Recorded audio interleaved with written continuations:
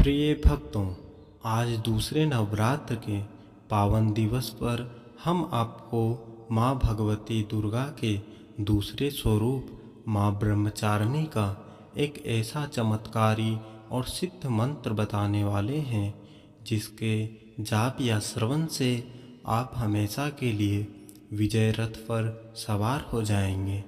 माँ ब्रह्मचारिणी की पूजा नवरात्रि के दूसरे दिन की जाती है। देवी ब्रह्मचारिणी का स्वरूप अलौकिक है। इनको तपश्चारिणी, अर्पणा और उमा के नाम से भी जाना जाता है। ब्रह्म का अर्थ है तपस्या, तप का आचरण करने वाली। इनके दाहिने हाथ में मंत्र जाप की माला एवं बाएं हाथ में कमंडल रहता है। अपने पूर्व जन्म में ये राजा हिमालय के घर की पुत्री के रूप में उत्पन्न हुई थी। भगवान शिव को पति के रूप में प्राप्त करने के लिए इन्होंने घोर तपस्या की थी। माँ दुर्गा का यह दूसरा स्वरूप भक्तों और सिद्धियों को अनंत फल देने वाला कहा गया है। माँ ब्रह्मचारिणी के कृपा से सर्वत्र सिद्धि, विजय की प्राप्ति होती है। इस मंत्र के श्रवण से आपके सारे काम पूरे होने लगेंगे, सारी मुसीबतें दूर हो जाएंगी। इसके अलावा हर तरह की परेशानियां भी खत्म हो जाएंगी। देवी ब्रह्मचारिणी के इस मंत्र के श्रवण मात्र से तप, त्याग, वैराग्य, सदाचार और संयम की वृद्धि प्रारंभ हो जाएगी। तो आइए देवी ब्रह्मचारिणी के इस सर्वशक्तिशाली मंत्र का हम श्रवण कर लेते हैं। बस आपको इस मंत्र को अपने घर या दुकान पर मोबाइल फ़ोन में चलाकर छोड़ देनी है और ध्यान रहे कि इस मंत्र का श्रवण पूरा 108 बार करनी है। अगर इससे भी ज़्यादा कर सके तो वीडियो को दोबारा चला दें। वीडियो पसंद आए तो दिल से एक लाइक ज़रूर करें और हमारे चैनल को सब्सक्राइब अवश्य करें। कमेंट में जय माँ ब्रह्मचारिणी लिखना ना भूलें। मंत्र इस प्रकार है। गौरवर्णा स्वाधिष्ठान स्थिता द्वितीये दुर्गा त्रिनेत्रा। गौरवर्णा स्वाधिष्ठान स्थिता द्वितीये दुर्गा त्रिनेत्रा। गौरवर्णा स्वाधिष्ठान स्थिता द्वितीये दुर्गा त्रिनेत्रा। गौरवर्णा स्वाधिष्ठान स्थिता द्वितीये दुर्गा त्रिनेत्रा। गौरवर्णा स्वाधिष्ठान स्थिता द्वितीये दुर्गा त्रिनेत्रा। गौरवर्णा स्वाधिष्ठान स्थिता द्वितीये दुर्गा त्रिनेत्रा। गौरवर्णा स्वाधिष्ठान स्थिता द्वितीये दुर्गा त्रिनेत्रा। गौरवर्णा स्वाधिष्ठान स्थिता द्वितीये दुर्गा त्रिनेत्रा। गौरवर्णा स्वाधिष्ठान स्थिता द्वितीये दुर्गा त्रिनेत्रा। गौरवर्णा स्वाधिष्ठान स्थिता द्वितीये दुर्गा त्रिनेत्रा। गौरवर्णा स्वाधिष्ठान स्थिता द्वितीये दुर्गा त्रिनेत्रा। गौरवर्णा स्वाधिष्ठान स्थिता द्वितीये दुर्गा त्रिनेत्रा। गौरवर्णा स्वाधिष्ठान स्थिता द्वितीये द्वितीये दुर्गा त्रिनेत्रा गौरवर्णा स्वाधिष्ठानस्थिता द्वितीये दुर्गा त्रिनेत्रा गौरवर्णा स्वाधिष्ठानस्थिता द्वितीये दुर्गा त्रिनेत्रा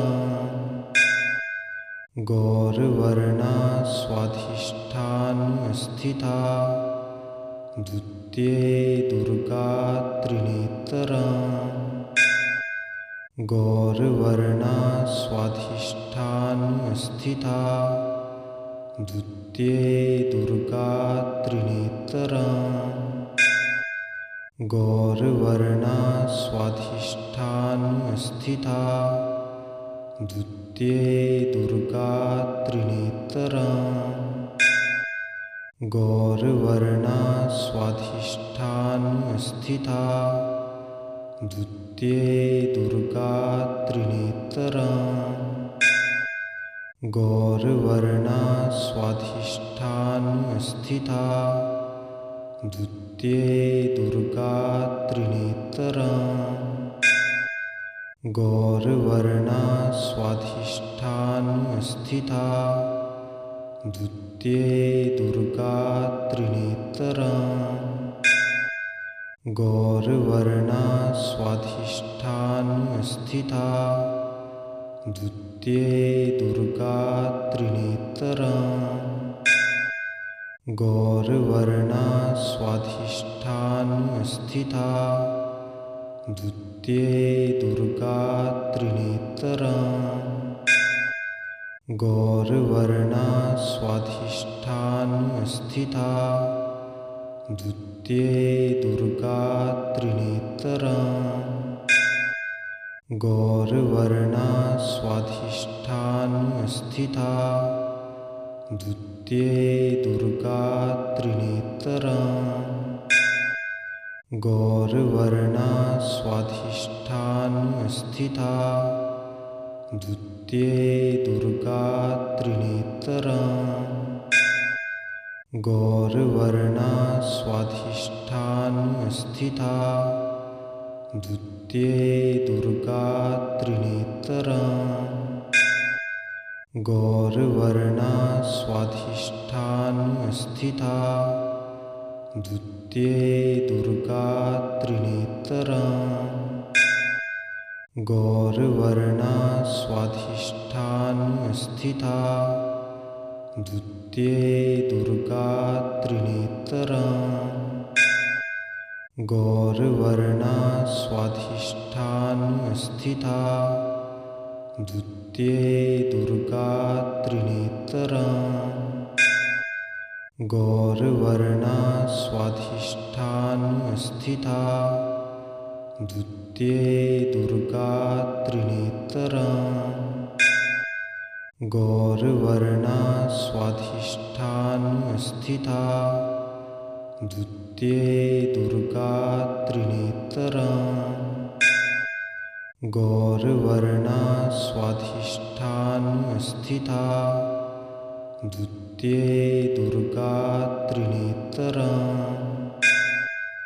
गौरवर्णा स्वाधिष्ठानस्थिता द्वितीये दुर्गा त्रिनेत्रा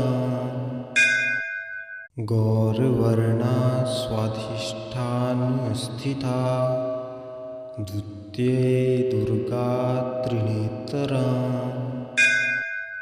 गौरवर्णा स्वाधिष्ठानस्थिता द्वितीये दुर्गा त्रिनेत्रा गौरवर्णा स्वाधिष्ठानस्थिता द्वितीये दुर्गा त्रिनेत्रा गौरवर्णा स्वाधिष्ठानस्थिता द्वितीये दुर्गा त्रिनेत्रा गौरवर्णा स्वाधिष्ठानस्थिता द्वितीये दुर्गा त्रिनेत्रा गौरवर्णा स्वाधिष्ठानस्थिता द्वितीये दुर्गा त्रिनेत्रा गौरवर्णा स्वाधिष्ठानस्थिता द्वितीये दुर्गा त्रिनेत्रा गौरवर्णा स्वाधिष्ठानस्थिता द्वितीये दुर्गा त्रिनेत्रा गौरवर्णा स्वाधिष्ठानस्थिता द्वितीये दुर्गा त्रिनेत्रा गौरवर्णा स्वाधिष्ठानस्थिता द्वितीये दुर्गा त्रिनेत्रा गौरवर्णा स्वाधिष्ठानस्थिता द्वितीये दुर्गा त्रिनेत्रा गौरवर्णा स्वाधिष्ठानस्थिता द्वितीये दुर्गा त्रिनेत्रा गौरवर्णा स्वाधिष्ठानस्थिता द्वितीये दुर्गा त्रिनेत्रा गौरवर्णा स्वाधिष्ठानस्थिता द्वितीये दुर्गा त्रिनेत्रा गौरवर्णा स्वाधिष्ठानस्थिता द्वितीये दुर्गा त्रिनेत्रा गौरवर्णा स्वाधिष्ठानस्थिता द्वितीये दुर्गा त्रिनेत्रा गौरवर्णा स्वाधिष्ठानस्थिता द्वितीये दुर्गा त्रिनेत्रा गौरवर्णा स्वाधिष्ठानस्थिता द्वितीये दुर्गा त्रिनेत्रा गौरवर्णा स्वाधिष्ठानस्थिता द्वितीये दुर्गा त्रिनेत्रा गौरवर्णा स्वाधिष्ठानस्थिता द्वितीये दुर्गा त्रिनेत्रा गौरवर्णा स्वाधिष्ठानस्थिता द्वितीये दुर्गा त्रिनेत्रा गौरवर्णा स्वाधिष्ठानस्थिता द्वितीये दुर्गा त्रिनेत्रा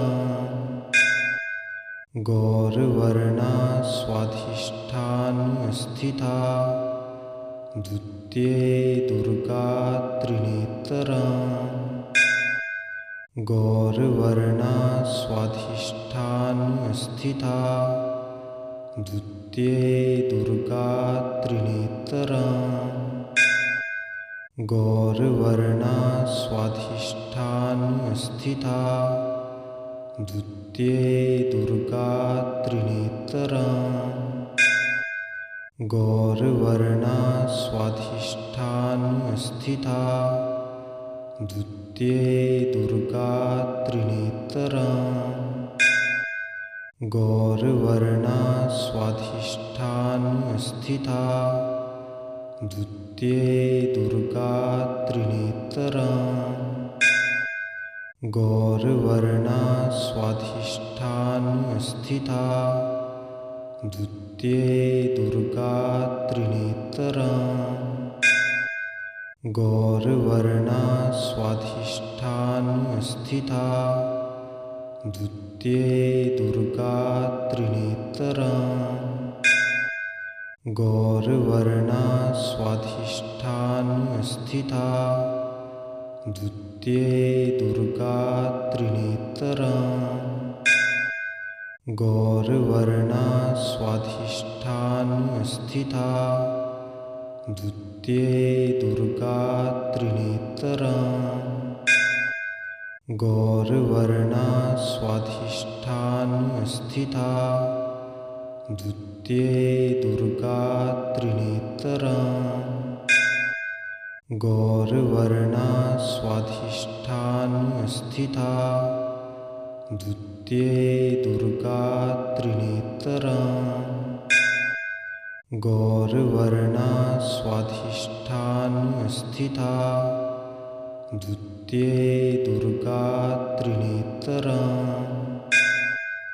गौरवर्णा स्वाधिष्ठानस्थिता द्वितीये दुर्गा त्रिनेत्रा गौरवर्णा स्वाधिष्ठानस्थिता द्वितीये दुर्गा त्रिनेत्रा गौरवर्णा स्वाधिष्ठानस्थिता द्वितीये दुर्गा त्रिनेत्रा गौरवर्णा स्वाधिष्ठानस्थिता द्वितीये दुर्गा त्रिनेत्रा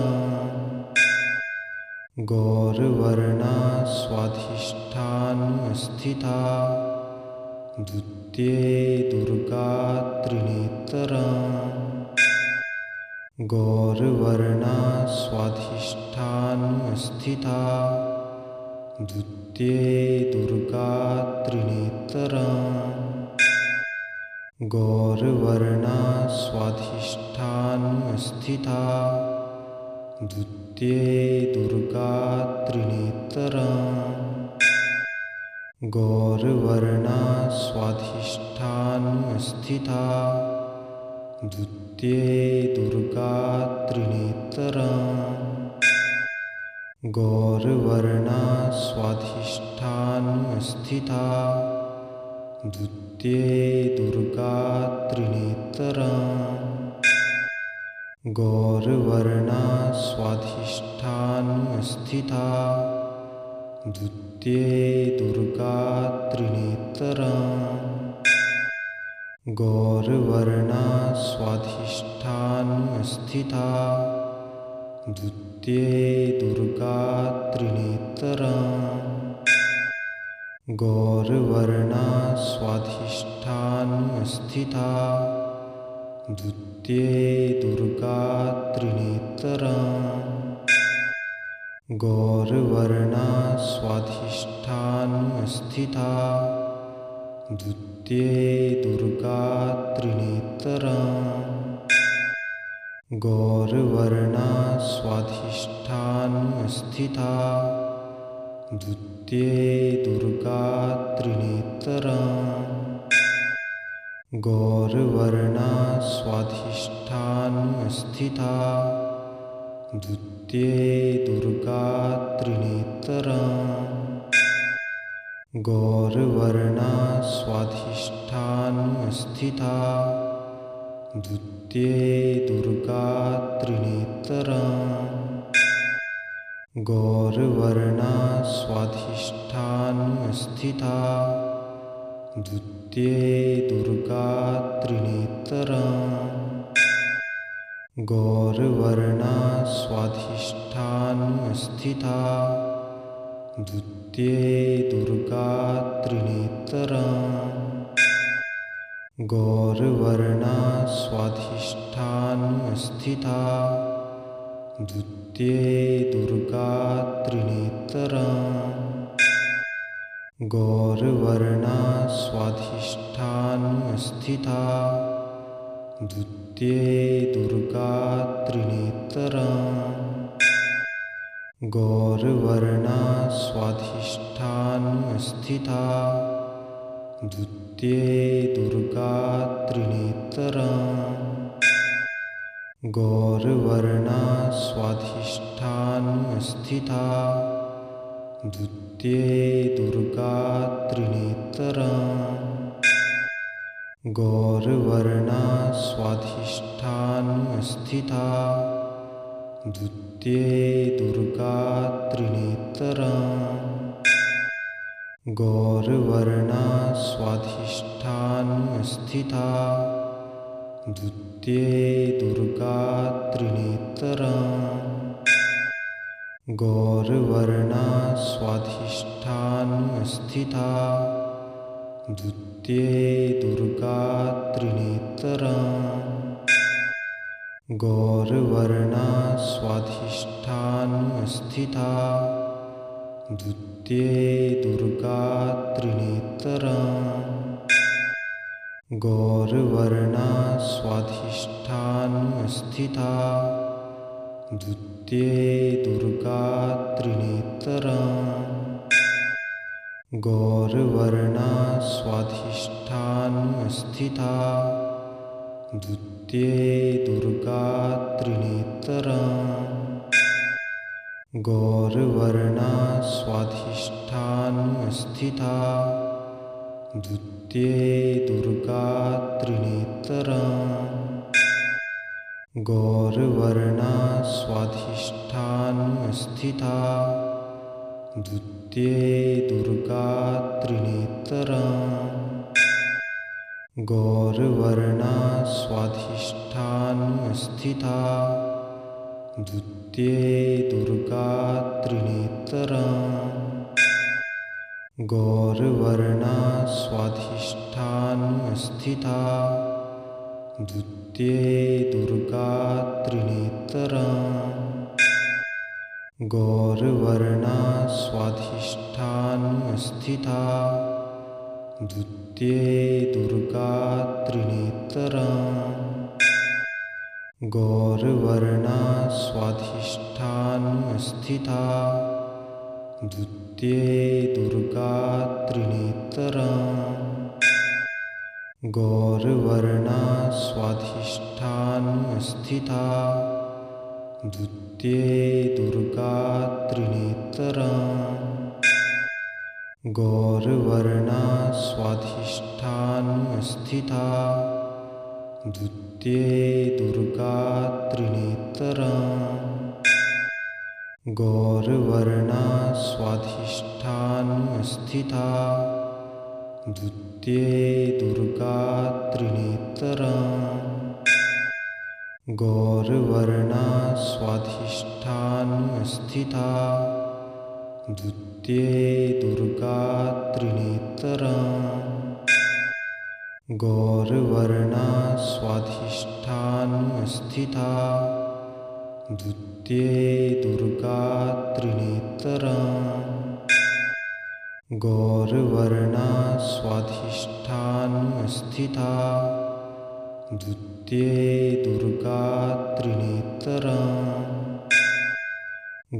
गौरवर्णा स्वाधिष्ठानस्थिता द्वितीये दुर्गा त्रिनेत्रा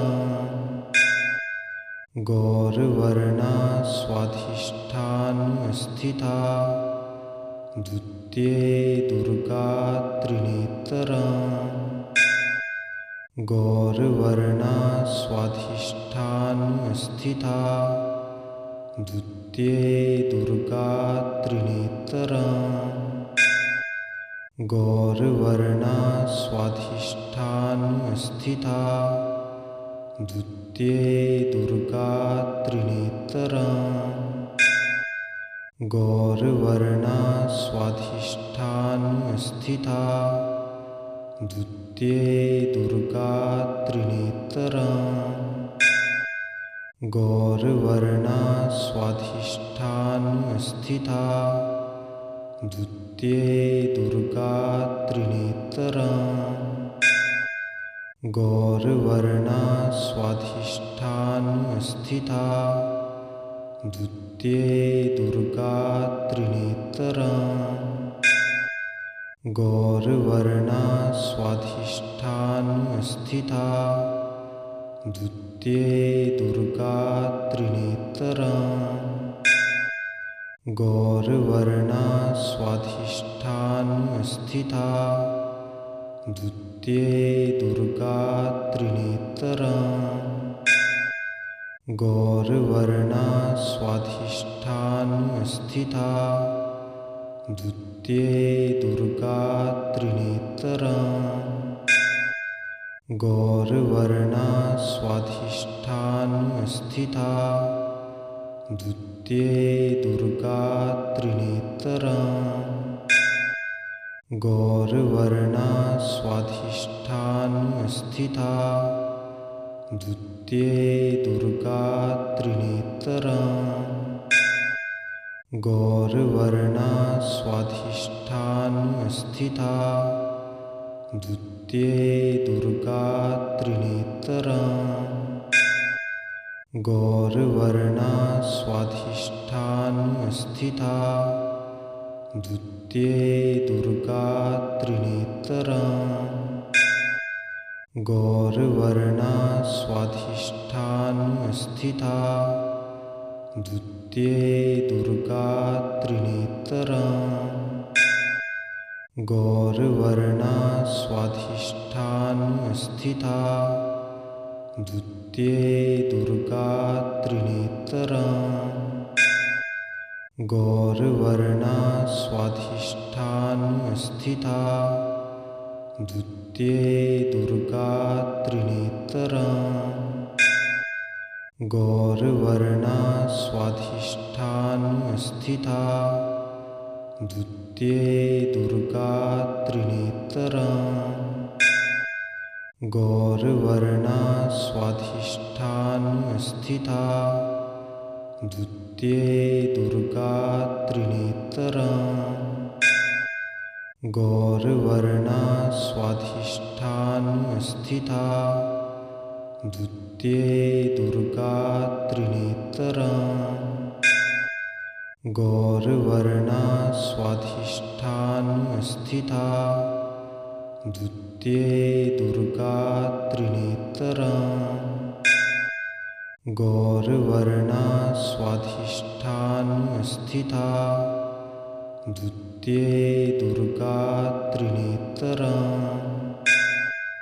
गौरवर्णा स्वाधिष्ठानस्थिता द्वितीये दुर्गा त्रिनेत्रा गौरवर्णा स्वाधिष्ठानस्थिता द्वितीये दुर्गा त्रिनेत्रा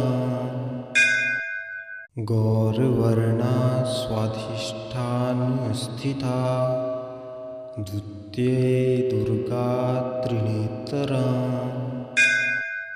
गौरवर्णा स्वाधिष्ठानस्थिता द्वितीये दुर्गा त्रिनेत्रा गौरवर्णा स्वाधिष्ठानस्थिता द्वितीये दुर्गा त्रिनेत्रा